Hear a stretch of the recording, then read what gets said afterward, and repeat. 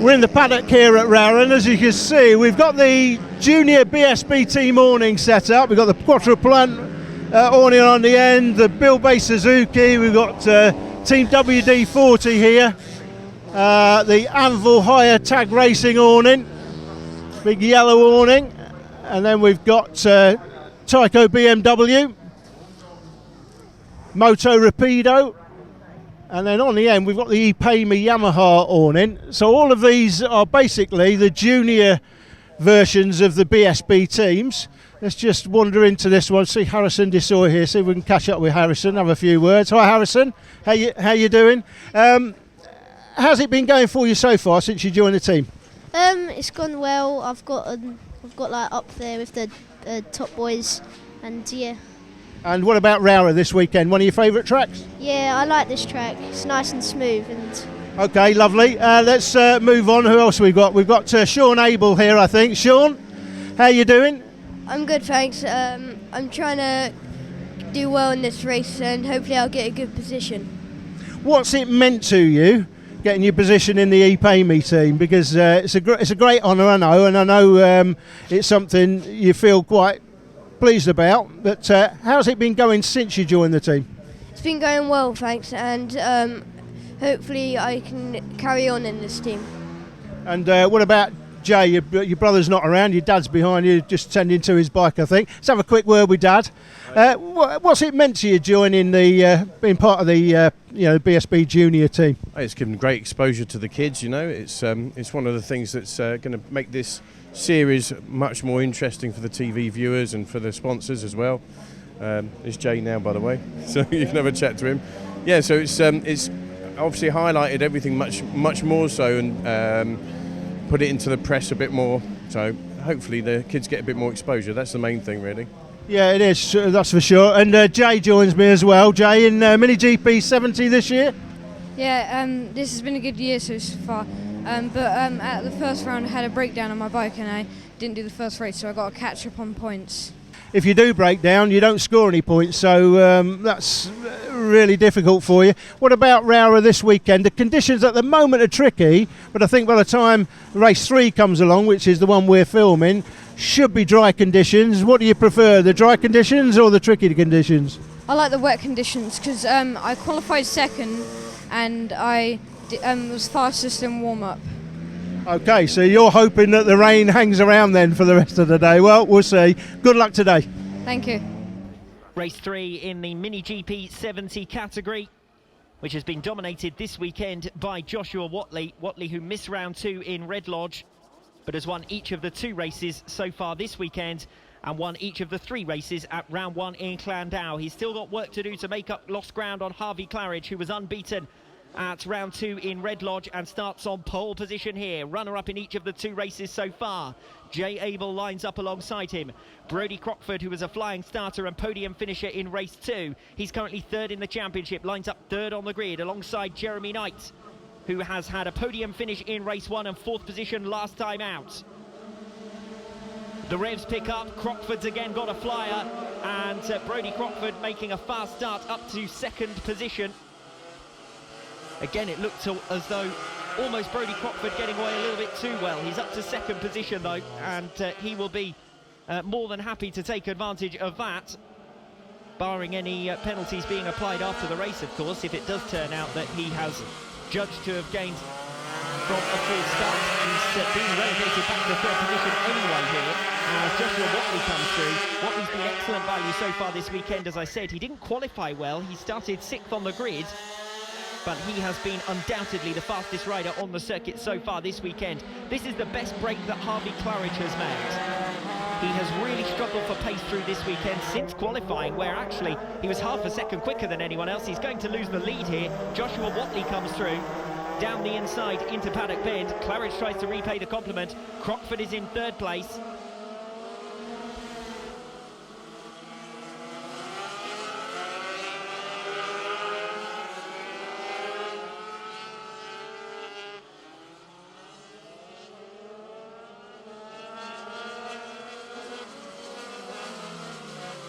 As they come through the 2nd hairpin up towards the far end of the circuit, Joshua Watley who's still got points to make up in the series overall, as I previously said. 22 the tally that he's got to recover.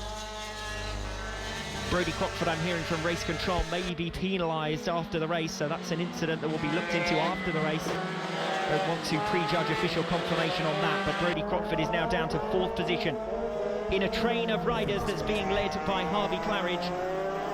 Joshua Whatley pulling well clear while Harridge seemingly holds back the pace of the pack. Jay Abel goes for it down the inside into turn 1, but pulls out of the move at the last moment. He wasn't quite alongside Harvey Claridge.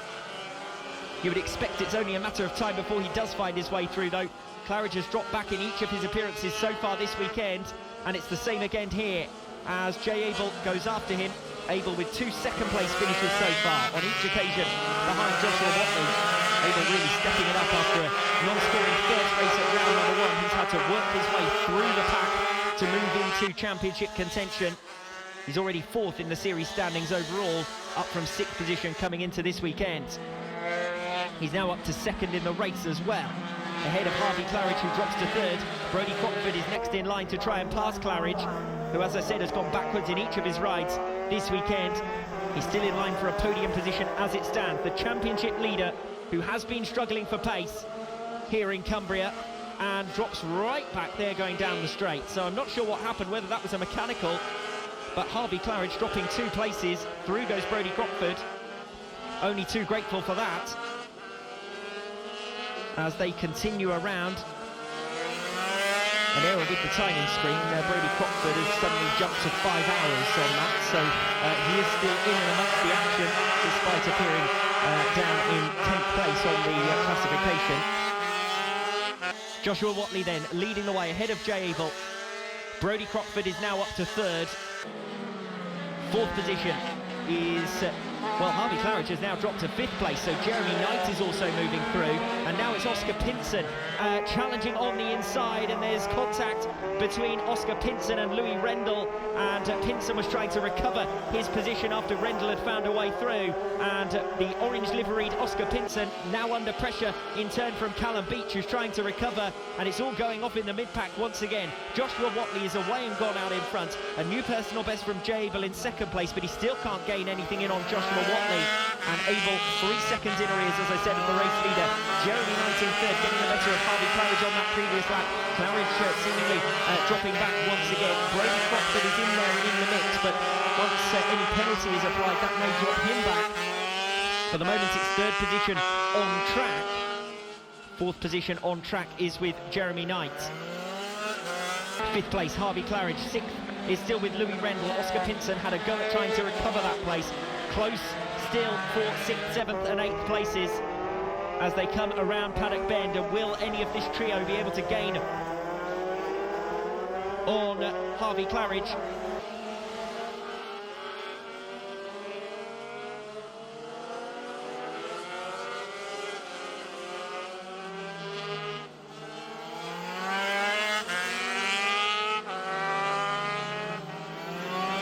Through the hairpins they come. Claridge under severe pressure now from Louis Rendell in the race for 5th position, which, as I said previously, is showing us 4th on the timing screens as they make their way up towards the top end of the circuit.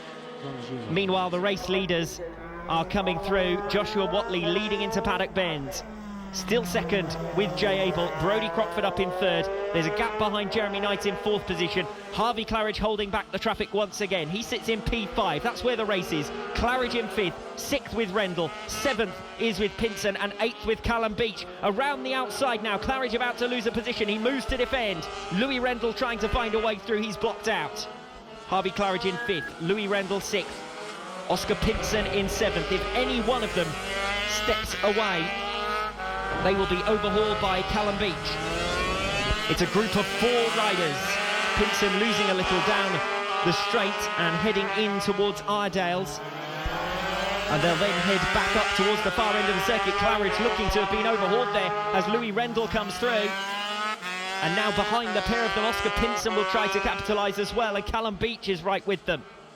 Still good racing for these positions. Callum Beach close to the tail of Oscar Pinson. Claridge immediately dropping back. That demonstrates that he has been holding back Louis Rendell, because the moment Rendell has broken against Claridge, he's disappeared away.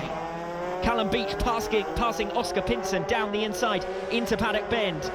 So still close racing for 5th, 6th, 7th and 8th positions, as that error with Brodie Crockford has now been corrected. He appears on our timing screens once again, up in 3rd position, just over a second in arrears of Jay Abel. The top 3 positions certainly look settled at the moment. Jeremy Knight is still close to the tail of Brodie Crockford, but hasn't been able to do anything about him, and the race at the moment is for 5th, 6th, 7th and 8th positions, where Oscar Pinson has surprisingly been passed by Callum Beach. And I say surprisingly because Pinson has had plenty of pace, but each time he's tried to use it, he's got tucked up behind the rider in front of him. Look at the deficit now behind Louis Rendell, who was the first to get ahead of Harvey Claridge.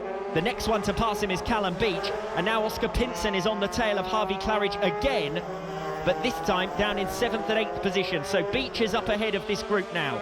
Claridge down to 7th position, Oscar Pinson in 8th, and he'll be frustrated with that because while he has been trying to find a way past Claridge, Beach has passed the pair of them, and it's Callum Beach now up in 6th position. And Oscar Pinson, if he wants to recover further places, has again got to try and get past Harvey Claridge. Claridge has defended superbly, but he hasn't had any speed at all this weekend. He was on the podium in each of the first 6 races of this 2017 season, but he hasn't been able to do much to challenge the top 3 this weekend, other than starting on pole position, of course. Joshua Watley is still the leader. It's closing up for 3rd place on track now between Brodie Crockford and Jeremy Knight. Crockford holding the place for the moment as they go back down into turn number 1. Jeremy Knight, though, right with him.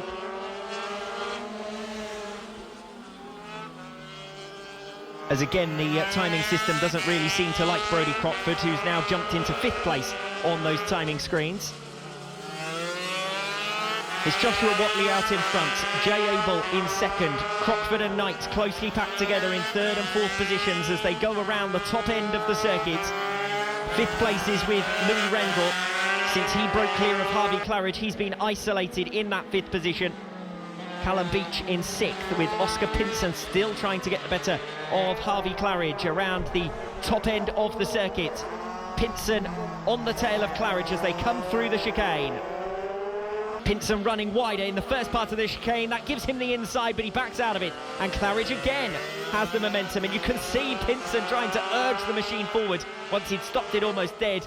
And that gave Claridge enough momentum to get him through Paddock Bend and still in front. Becoming increasingly frustrated here, Oscar Pinson, because he dropped 3 seconds behind and he immediately made it back up. He's clearly faster than Harvey Claridge in the race for 7th position, and Pinson diving down the inside. He's made the move. Through comes Oscar Pinson, gets the better of Harvey Claridge through McRae's and now back towards Iredales. So good racing for 7th and 8th positions.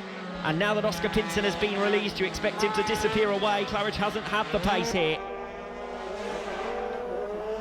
3 laps still to go now that Joshua Watley has crossed the line and into lap number 12. Brodie Crockford has got the better of Jay Abel, who is revving the thing as he comes down the home straight, but there may be a mechanical issue going on there for Jay Abel, because although he was giving it full beans, he was dropping back, and Jeremy Knight has come through for 3rd position. So it's Crockford now up to 2nd, Knight in 3rd place. 4th place is with Jay Abel, but the machine is looking less than as he slows down the straight and loses another position. Louis Rendell coming through. Will Abel be able to do anything about that? Because at the moment it's looking pretty terminal for that number 303 machine, ridden by Jay Abel, going up towards the far end of the circuit, being passed again. And that's real disappointment for Jay Abel, because he has ridden superbly this weekend. 2 second places in the first 2 races after 3 third places last time out at round 2 in Red Lodge. He was in line for another podium finish here, but he's still trickling around the circuit. He will need to cross the line, of course, at the end of the race to score points and to avoid DNFing. Uphill will be the bigger problem, of course, as he goes into pit lane. Remains to be seen whether he will come back out to cross the finish line once the checkered flag is waving, so that he can complete this race and at least get something for 10th position, which is where he's going to end up. He hasn't actually made it to the top of the hill there, Jay Abel. He's got stuck 3/4 of the way up, and the bike doesn't want to go forward anymore. Joshua Watley is still leading but his rivals have been dropping like flies. Brodie Crockford is second on track. As I said, it may turn out that he gets penalised after the race for what looked to be another jump start. Third position with Jeremy Knight now on track, and fourth place is with Louis Rendell after the prior retirement, as I said previously, of Jay Abel.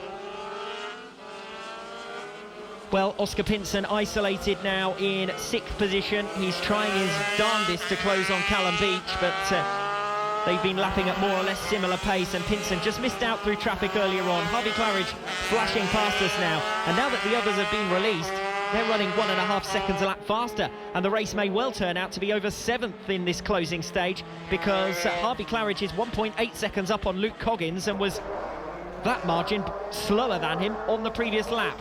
Coggins is going after Harvey Claridge as the leaders come to the checkered flag. It's going to be Joshua Watley who takes yet another victory, a 6th success of 2017 to reel in Harvey Claridge in the championship hunt. Second over the line with Jeremy Knight. Brodie Crockford is there as well. Louis Rendell will come over the line now in behind them. Disappointment for Jay Abel, of course, after his retirement. Just a couple of laps from the finish. Callum Beach now over the line in 5th place. Oscar Pinson with a good ride to pass Harvey Claridge in the end for 6th. And here is Claridge, who will just about hold on ahead of Luke Coggins in the run down to the line, but it's less than a second in the end, and Coggins really had the pace there that given another lap we would have had a real fight on our hands over 7th position.